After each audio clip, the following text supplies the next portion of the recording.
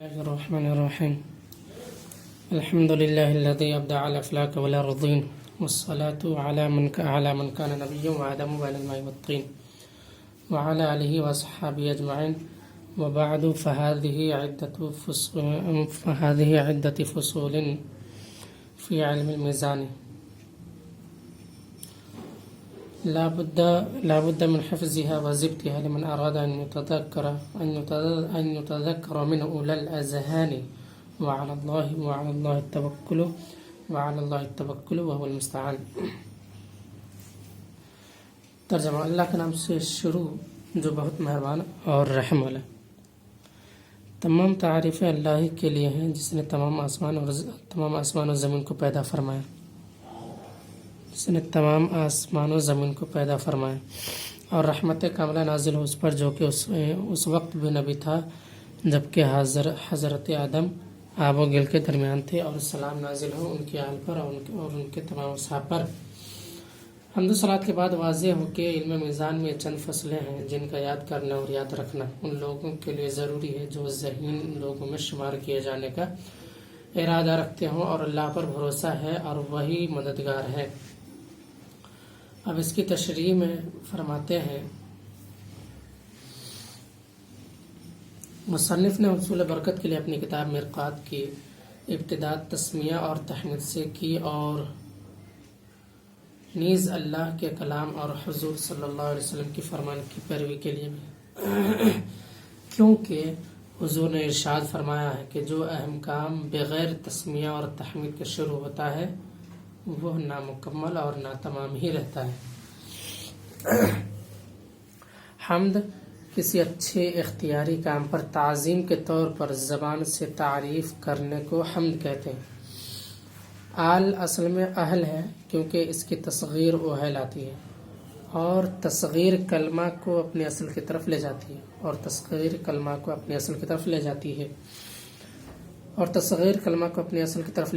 اہل کی ہا حمزہ سے بدل گئی، دو حمزہ جمع ہو گئے جس میں سے دوسرا حمزہ ساکن ہے.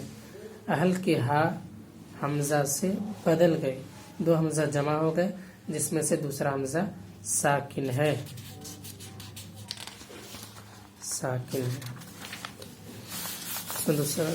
دوسرا حمزہ جس میں سے دوسرا حمزہ ساکن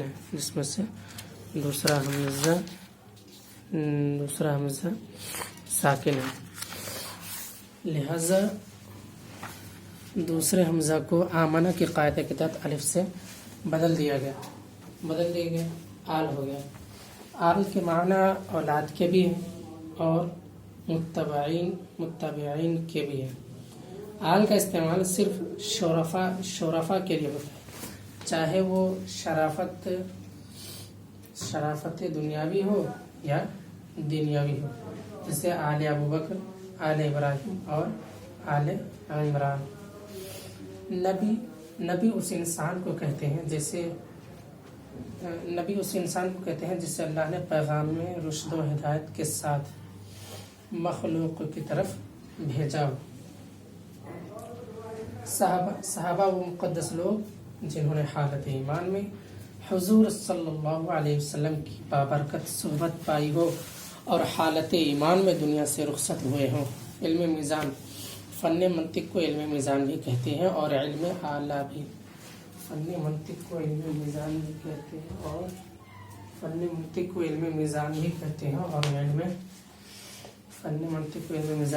ہیں اور علم اعلیٰ بھی. ذہن انسان کی اس قوت مدرکہ کا نام ہے جس میں اشیاء کی صورتیں چھپتی ہیں.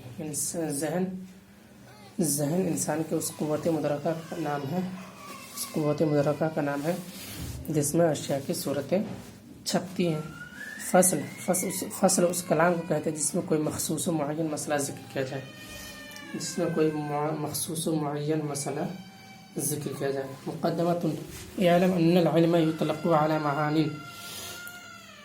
الاول حصول صورة الشيء في العقل، ثانيها الصورة الحاصلة من الشيء عند العقل، ثالثها الحاضر عند المدرك، رابعها قبول النفس لتلك الصورة، خامسها الإضافة الحاصلة بين العالم والمعلوم. ترجمہ: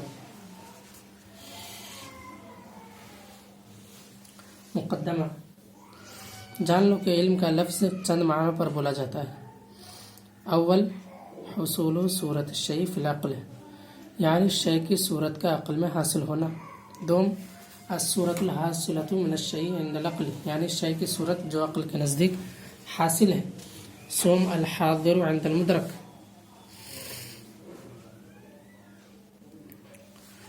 یعنی جو عقل کے نزدیک حاضر ہو۔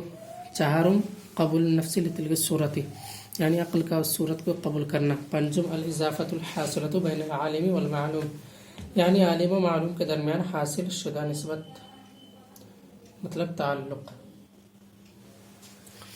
یعنی تعلق حاصل شدہ، یعنی عالم و معلوم کے درمیان حاصل شدہ نسبت یعنی تعلق۔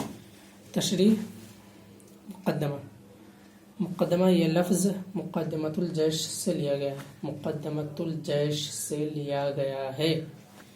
مقدمۃ الجیش لشکر کے اس ہراول دستہ کو کہتے ہیں، لشکر کے اس ہراول دستہ کو کہتے ہیں جو لشکر کے آگے آگے چلتا ہے اور راستہ کی کیفیات سے لشکر کو آگاہ کرتا ہے، جس سے لشکر کو راستہ چلنے میں بصیرت ہوتی ہے۔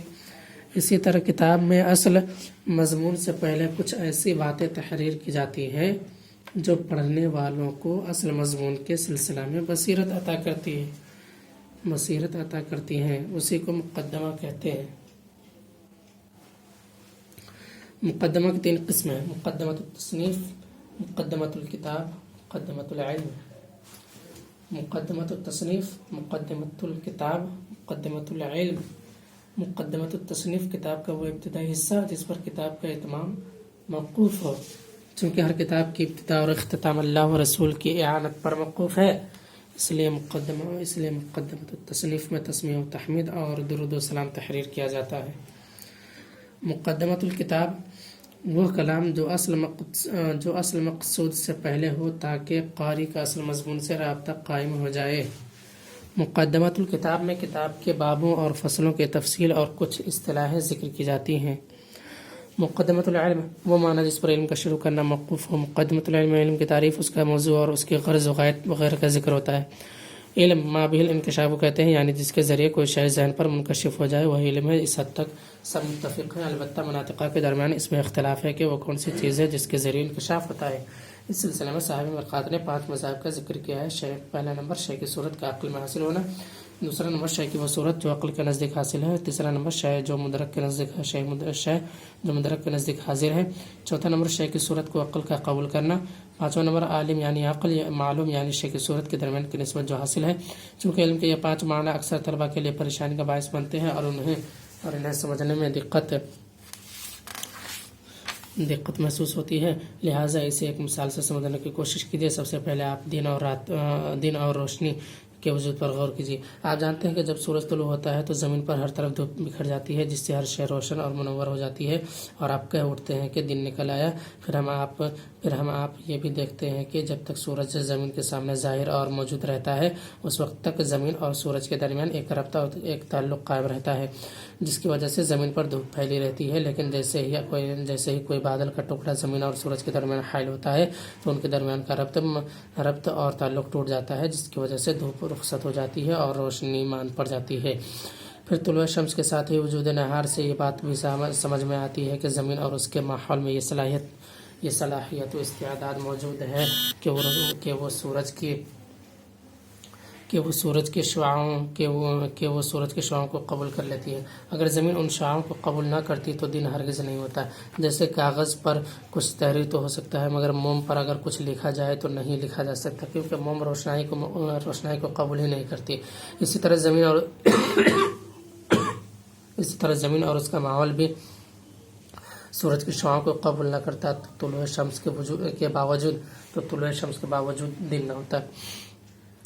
اس تمثیل کی روشنی میں ہم دن کے وجود کے اسباب کا جائزہ لیں تو 5 باتیں ابھر کر ہمارے سامنے آتی ہیں۔ دن کے وجود کا سبب: پہلا نمبر سورج کا طلوع ہونا، دوسرا نمبر سورج جو طلوع ہو چکا ہے، تیسرا نمبر سورج کا زمین کے سامنے حاضر و موجود رہنا، چوتھا نمبر زمین کا سورج کی شعاعوں کو قبول کرنا، پانچواں نمبر سورج اور زمین کے درمیان ربط و تعلق، جب آپ یہ سمجھ گئے کہ دن کے ہونے اور روشنی کے پھیلنے کا سبب یا تو سورج کا طلوع ہونا ہے، اس کا سبب خود سورج ہی ہے جو طلوع ہو چکا ہے، یا اس کا سبب سورج کا زمین کے سامنے حاضر یا موجود رہنا ہے، یا زمین و سورج کے درمیان ربط و تعلق ہے، یا پھر زمین کا سورج کی شعاعوں کو قبول کرنا ہے۔ بہرحال دن کا وجود ان اسباب میں سے کسی ایک کے ذریعے ہے۔ ٹھیک اسی طرح علم بھی ایک روشنی ہے جو عقل کو روشن کر دیتی ہے، جس کی وجہ سے چیزیں عقل پر منکشف ہو جاتی ہیں۔ اب سوال یہ ہے کہ اس علم یا روشنی کا سبب کیا ہے؟ اسی سلسلہ میں مصنف نے 5 مشہور مذاہب کا ذکر کیا ہے۔ پہلا نمبر شے کی صورت کا عقل میں حاصل ہونا، یعنی معنی مستری انکشاف کا سبب ہے۔ دوسرا نمبر وہ صورت جو عقل کے نزدیک حاصل ہے، یعنی صورت ہی خود انکشاف کا سبب ہے۔ تیسرا نمبر شے کے قوت مدرکہ کے نزدیک حاضر ہونا، یعنی حضور انکشاف کا سبب ہے۔ چوتھا نمبر عقل کا صورت کا قبول کر لینا، یعنی قبول کرنا انکشاف کا سبب ہے۔ پانچواں نمبر عالم و معلوم کے درمیان وہ نسبت جو حاصل ہے، یعنی نسبت انکشاف کا سبب ہے۔ جس تعریف میں فی العقل کہا گیا ہے وہ صرف کلیات کے علم کو شامل ہے، کیونکہ عقل میں جزیات کا علم حاصل نہیں ہوتا، اور جس تعریف میں عند العقل کہا گیا ہے وہ کلیات و جزیات دونوں کے علم کو شامل ہے۔ قوت مدرکہ اس قوت کو کہتے ہیں جس میں اشیاء کا علم حاصل ہوتا ہے، وہ قوت عقل بھی ہو سکتی ہے اور غیر عقل بھی۔ لہٰذا علم کی جو تعریف الحاضر عند المدرک سے کی گئی یہ انسان کے علم کو شامل ہے، اور اللہ کے علم کو بھی بقیہ 4 تعریف اللہ کے علم کو شامل نہیں، کیونکہ عقل جسم کا ایک حصہ ہے اور واجب تعالی جسم سے پاک ہے۔ نیز قوت مدرکہ کے پاس حاضر ہونے والی چیز صورت بھی ہو سکتی ہے اور غیر صورت بھی، لہٰذا علم کی یہ تعریف علم حصولی اور حضوری سب کو شامل ہے۔ وينقسم على قسمين، أحدهما يقال له التصور وثانيهما